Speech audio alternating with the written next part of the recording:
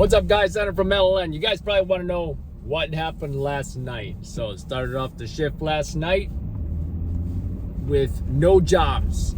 That's how I like it. I don't like starting my shift and knowing like I gotta go to 3 people shot in the Bronx or whatever, right? So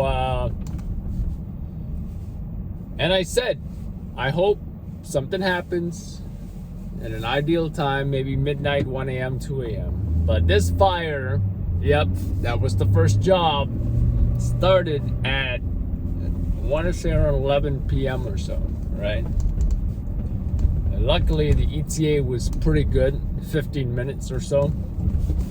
But my ETA, my real ETA, was probably about 10 or so minutes, right? Took the Midtown Tunnel and got there pretty quickly. So much so, upon arrival, I got flames right on the first floor, but also the side of the house, second floor, right? So, flames were, shooting out these windows, right? Now, en route there, I also heard about the stairs that collapsed and a second alarm was also transmitted. Then I heard something about a code 2 victim, CPR performed. Of course, I did not see that initially. I did see an injured firefighter. He appeared to be stable. Saw some other neighbors and residents all getting treated by EMS. None of them serious.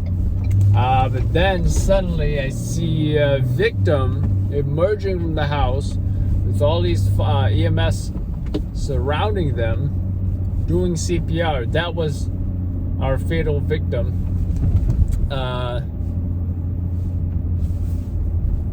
And I started talking to folks, and some of them said that, hey, I think it might be suspicious. I think it might be like a domestic violence situation, because we heard screaming prior to the flames starting, right?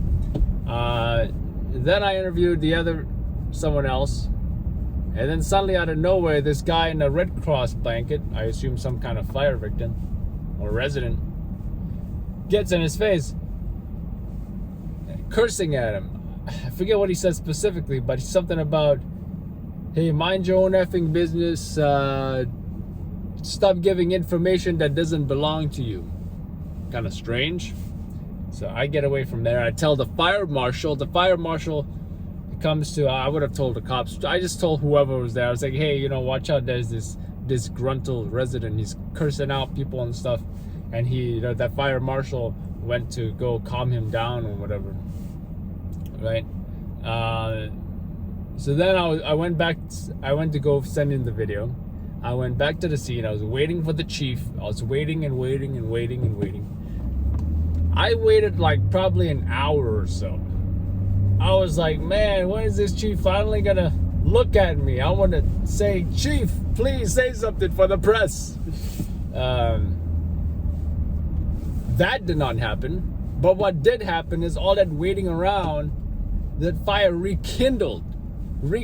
Now, usually rekindles aren't nothing huge, but this fire rekindled, I want to say, twice as big as before, right? We had flames shooting out the second floor front windows where previously it did not, right? So, and they had a couple of hazmat units on scene, and they had to get them out of the way because they were in the front of the house and they were in the way. So they had to get them out of the way, and they only had one fire engine to battle that rekindling flames. It's quite an intense situation. So after that, I gotta pick up some food, by the way.